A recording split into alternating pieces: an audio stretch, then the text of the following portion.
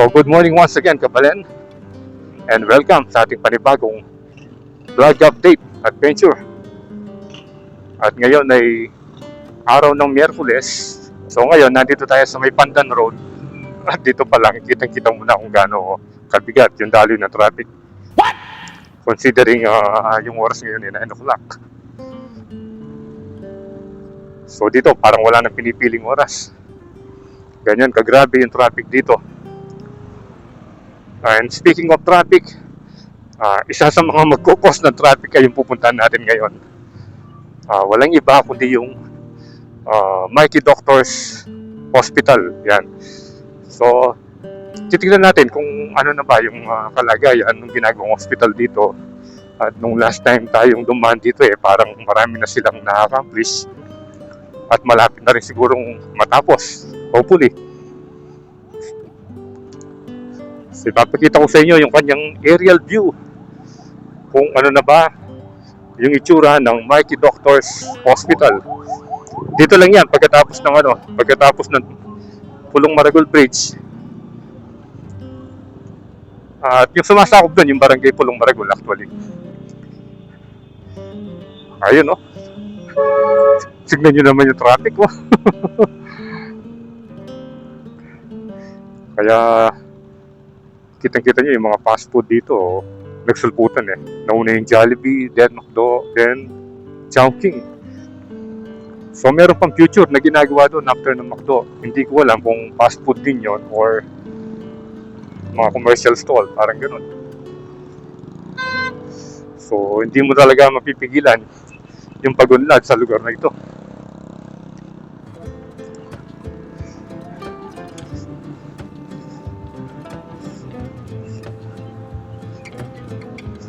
Yan Bali yung hospital na ito, pag natapos ito, meron siyang 200 bedroom capacity. Ang ganda ng pagkakagawa. Lalo na kapag approaching ka dito sa may bridge, kitang-kita mo, bandang right side. So, agad-agad na matatanaw mo. At yung lang dito, yung magiging issue lang dito, siyempre talagang mas bibigat yung traffic dito. Siyempre hospital yun maraming pupunta doon. Ngayon nga lang na hindi pa nagbubukas matindi na yung traffic dito. What more pag nag-open na yun. Pero focus ng traffic, kung marami namang matutulungan, masiservice yun, hospital na yun, okay na lang din. Yan pati rin papunta rito, matraffic din So ito, approaching na tayo dito sa Pulong Maragol Bridge. Ayan na Mighty Doctors Medical Center. Ayan. So tignan muna natin doon bago tayo bababa. At doon sa may bandang ibaba doon na tayo siguro mag-drone. Dahil dito, hindi tayo pwede magtambay banda rito. Sobrang traffic. Ayan So halos nakapintura na itong harapan niya. At nalagay na yung mga pangalan. Yung Mighty Doctors Medical Center at saka yung emergency. Ayan Kita-kita mo na yung widescreen dito. Yun sa ibabaw, may inuukay pa sila doon. Yun yata yung parang parking space. Ayan, yan yung itsura ngayon ng Mighty Doctors. Pero hanap tayo ng pwesto dito, yung medyo maganda.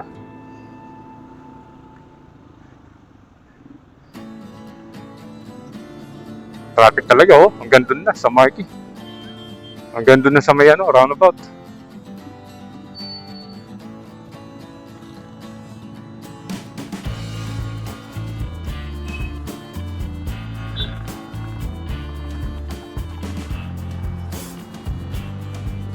Oops.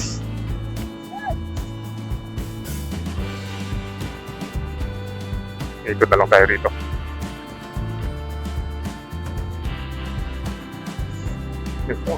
Traffic dito.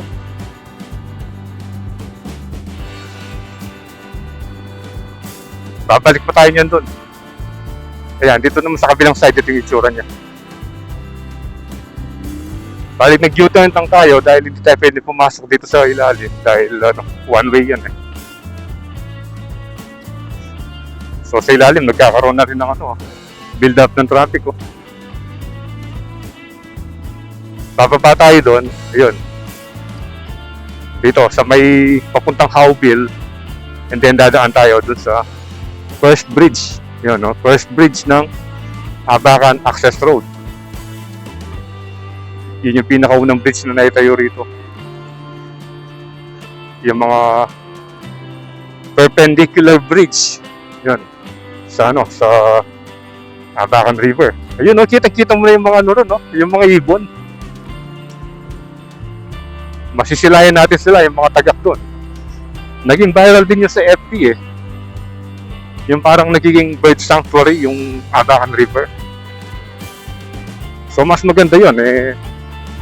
Additional attraction sa mga dumadaan doon, di ba?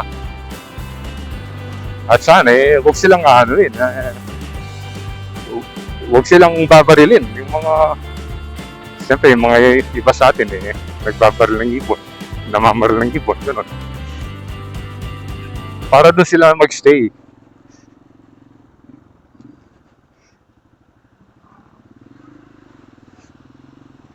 Yun, Hindi tayo pwede bumaba ron kasi nga pag ginawa pang two-way yon, lalong magkukos ng traffic. Isipin mo kung gaano karami yung dumadaan doon sa pataas na bahagi dito sa Abacan Access Road. Yung sa tabi mismo ng hospital. Ay ayun yung mga ibon, nasa kuryente yan. Dito makikita natin.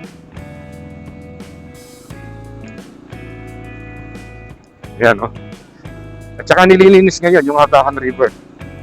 So that's a good thing, di ba? Para dito tumambay yung mga migratory bird. Ayan, yung ibon, ang ganda, Ayan, dito na sila. Mayroon silang bagong ngayon, tambayan. Ayan, Dito sila kumukuha ng pagkain nila, yung mga siguro, yung mga gapi, yung mga pinapakain natin sa Arowana dati. At doon, meron tayong nakikita mga nangingisda doon. Yan. So, ang ganda nilang pagmasdan,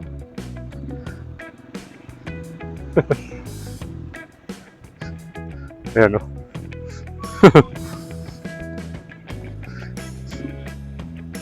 So sana lang huwag silang gagambalain para tuloy-tuloy yung pag-stay nila rito at dumami pa.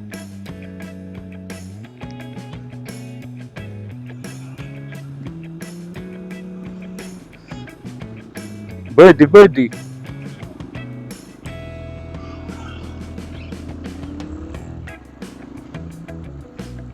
Oops, merong nagta-traffic dito.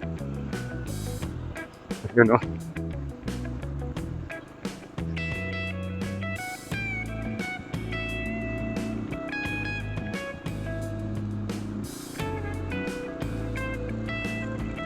Approaching na tayo dito sa first bridge ng Abacan Access Road.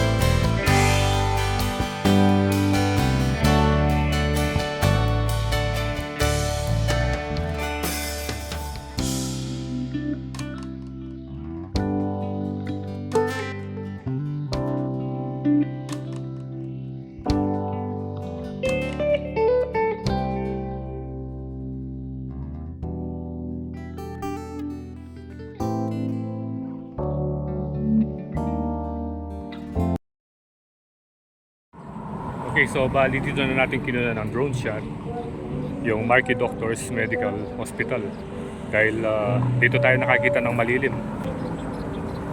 at nakita natin yung mga bird dito, pero parang kumonti na lang sila. Kanina ang dami nila eh, at parang merong operation na nangyayari doon, no?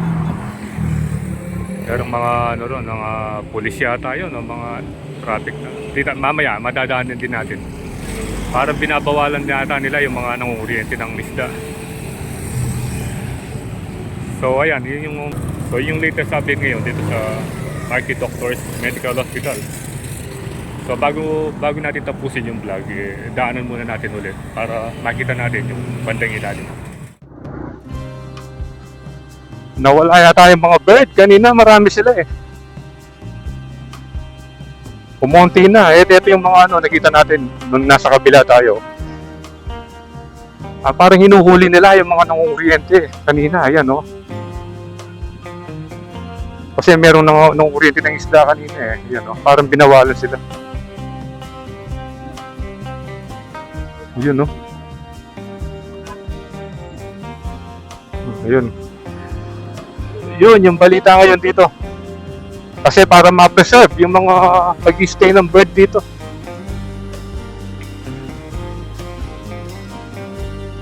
At eto na. Dadaan na tayo sa ilalim ng Marquee Doctors Medical Center.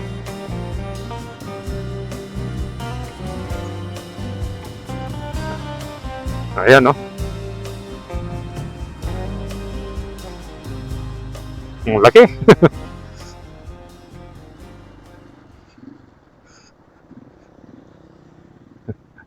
Yan. Dito tayo sa malilim. Kita natin kanina sa drone shot yung buong 360 degrees view nitong hospital na to. At dito yung ginagawa, yung ginagawa dyan, yung approach yung open na. Yan, no? Dito sila gumagawa ngayon at saka siguro sa loob. Dito sa labas wala na tayong nakikita namimintura or nag-install ng mga aircon. Pero nandiyan pa rin yung frame na malaki, yung boom. So dito ko natatapusin yung update natin dito sa Marquee Doctors Medical Center. So abangan yung ating next update dito. Siguro pag mag-opening na.